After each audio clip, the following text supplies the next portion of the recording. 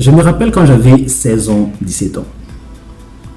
À l'époque, j'ai fait ce qu'on appelait les crêpes. Les crêpes sont faites dans un gaufrier comme on fait avec les galettes. Et je vendais ceci dans notre pharmacie. Notre pharmacie était juste opposée à un hôpital qui était dans notre quartier. Notre quartier, le quartier où j'habitais, c'est un quartier de gens aux moyens modestes. Et ma famille était une famille aux moyens modestes. Je vendais mes crêpes à 50 francs l'unité. Il se peut qu'après quelques 8 mois, quelque chose comme ça, j'ai été obligé d'aller chez ma soeur.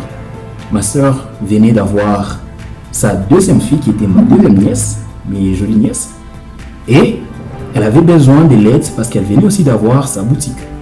Et le quartier où elle habitait, c'était un quartier de gens à un rang social un peu élevé du quartier d'où je venais. Voilà que je suis parti là-bas, j'ai commencé à aider. À un certain moment, je m'étais dit que non, il fallait que je puisse encore commencer à faire mes crêpes. Voici que j'ai résolu de faire les crêpes. Maintenant, la question était venue. À quel prix devaient être mes crêpes? Voilà que je me suis dit que ça, c'est un quartier aux gens à un rang social un peu élevé. Et si je mettais mes crêpes à 50 francs, je ne crois pas que je pourrais vendre mes crêpes parce que la qualité de mes crêpes serait mise en question. Pour rendre une longue histoire courte, j'ai mis mes crêpes alors à 250 francs. Mettant mes crêpes à 250 francs, mes frères et mes soeurs disaient qu'il y a 250, tu crois que tu vas vendre ici, tu ne trouves pas que le prix est élevé? Ben moi je dis non, je ne crois pas que le prix est élevé, je crois que le prix est bon pour les quartiers. Voilà que quelques temps, j'ai commencé à vendre mes crêpes. Et j'en vendais, j'ai obtenu des clients réguliers. Quand nous n'étions pas loin d'une école là, et les enseignants de cette école venaient acheter mes crêpes. Et ils étaient mes réguliers. La vérité dans cette histoire est que nous achetons un produit ou bien nous embrassons quelque chose, non pas pour ce qu'elle est, mais ce qu'elle représente pour nous. C'est que nous convainquons notre esprit que cette chose représente pour nous. C'est pourquoi on a certains amis qui peuvent être des voleurs, des menteurs. Mais parce que ces amis représentent quelque chose, une idée pour nous, et voici, ils sont nos amis. Peu importe ce qu'ils sont. Ils sont nos amis. Ils sont des voleurs, ils sont des menteurs, ils sont des hypocrites. Ils sont nos amis parce qu'ils représentent quelque chose pour nous. Dans les décisions ou les actes que nous prenons, souvent nous les basons sur nos émotions. Hommes comme femmes, nous sommes des êtres ou des créatures émotionnelles. Il est vrai que les femmes sont plus émotionnelles que les hommes, ce qui est vrai, et les hommes sont plus logiques que les femmes. Je ne suis pas là dans cette vidéo. Mais toutefois, voilà. Alors certains produits ne sont pas achetés, non pas à cause de la qualité, mais à cause du prix. C'est comme quand vous vous retrouvez dans un hôtel 5 étoiles. Même si vous êtes dans leur restaurant et que vous mangez quelque chose dont le goût n'est pas assez bon, ben pour vous, vous allez peut-être vous dire que, et surtout c'est votre première fois, vous allez vous dire que les gens riches mangent des choses bizarres. Mais peut-être que ça a été mal cuisiné, mais parce que c'est un hôtel 5 étoiles, vous vous dites ça. En fait, ce que je voudrais dire dans cette histoire est ceci. Je voudrais changer cette histoire et la ramener chez vous. Et si maintenant, vous fixez un projet, un objectif, une idée que vous voulez accomplir, et que cependant cet objectif, ce projet, cette idée, puisse vous pousser à être les meilleurs de ce que vous êtes. La vérité est que vous ne pouvez pas faire grand si vous ne sentez pas grand en vous. Vous ne pouvez pas faire grand. Vous n'avez pas un grand penchant pour la chose que vous voulez faire. Si vous sentez mieux, vous allez faire mieux. Que si vous avez des grandes émotions pour la chose que vous fixez de faire, vous allez la faire. Vous n'allez pas faire mieux si vous ne sentez pas mieux. Vous n'allez pas faire grand si vous ne sentez pas grand. Alors sentez un grand penchant pour la chose que vous voulez faire et vous allez la faire. Fixez-vous un projet, un objectif, une idée pour lesquels c'est un projet, une idée pour laquelle vous avez un grand penchant à l'accomplissement. Et une autre vérité est que les gens font grand parce qu'ils sont désespérés. Les gens font grand parce qu'ils sont inspirés. Alors, soyez assez inspirés pour franchir le premier pas. Tout accomplissement commence par le premier pas. Sentez-vous tellement désespéré au point que vous n'aimez pas la situation que vous voyez, que vous voulez la changer. Je vais vous donner une petite histoire. C'est dans la Bible, avec les lépreux. Ces lépreux étaient juste à l'entrée de la cité. Il y avait la famine dans la cité. Et ces lépreux étaient condamnés à mourir là-bas. Pourquoi? Parce qu'il n'y avait pas à manger. Voici ce que se disait ces lépreux. Se disait ceci. Si nous entrons dans la cité, nous allons mourir parce qu'il y a la famine. Si nous restons ici, nous allons mourir aussi parce qu'on n'a rien à manger. Mais cependant, si nous nous rendons dans les camps des Syriens, on peut nous tuer bien sûr par les Syriens. Mais il y a aussi une chance qu'ils peuvent nous laisser vivre. Et on peut manger là-bas. Voici que ces lépreux allèrent alors dans les camps des Syriens.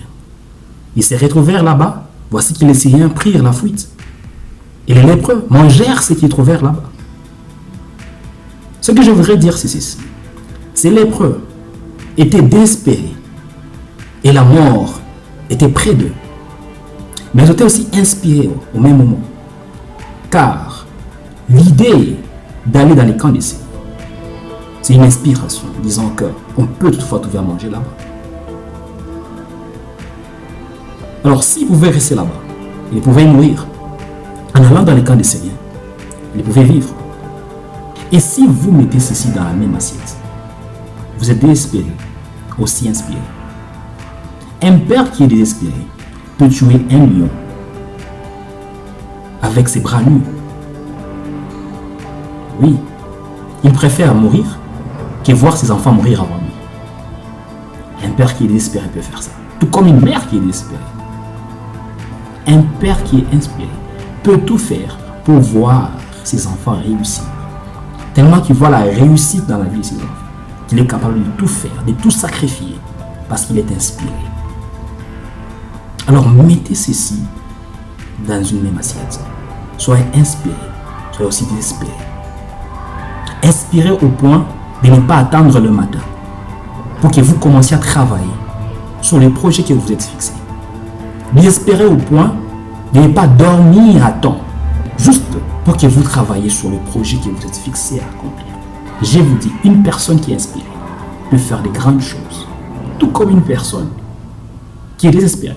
Cependant, une personne qui est désespérée et inspirée au même moment peut faire les doubles de ce qu'une personne qui est inspirée peut faire, tout comme une personne qui est désespérée peut faire, parce qu'il a les deux dans son assiette. Quand tu es désespéré, tu as peur de la mort, tu as peur du manque, tu n'aimes pas la pauvreté. Tu veux que ici puisse s'éloigner de toi. Mais quand tu es inspiré, tu embrasses la vie. Tu embrasses la richesse. Tu embrasses le changement. Quand tu es inspiré, tu t'éloignes de la pauvreté. Tu t'éloignes du manque. Tu t'éloignes de toutes ces choses-là qui te mettent mal à l'aise. Mais quand tu es maintenant inspiré, tu embrasses la richesse. Tu embrasses le changement. Tu embrasses ton désir. Le désir nous montre l'accomplissement de ce que nous cherchons. Cependant, l'ambition nous montre le chemin par lequel on peut accomplir notre désir. Alors, mettez ceci, mélangez ceci, que ça puisse travailler en vous.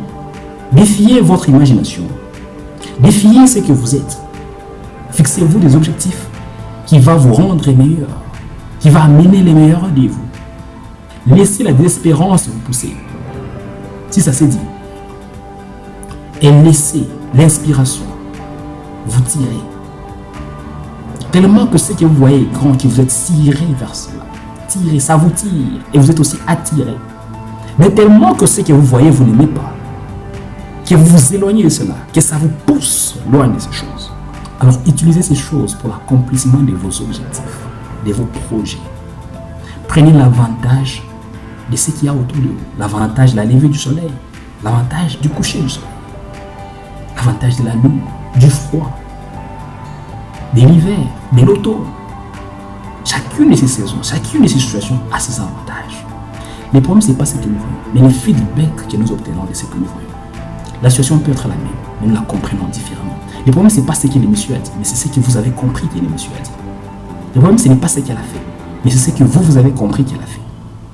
C'est un plaisir de partager cette vidéo avec vous. J'espère que vous l'avez aimé, j'espère que vous l'aimerez. Pour l'instant, je vous demande de prendre bien soin de vous et à vous revoir à la vidéo prochaine. Bye!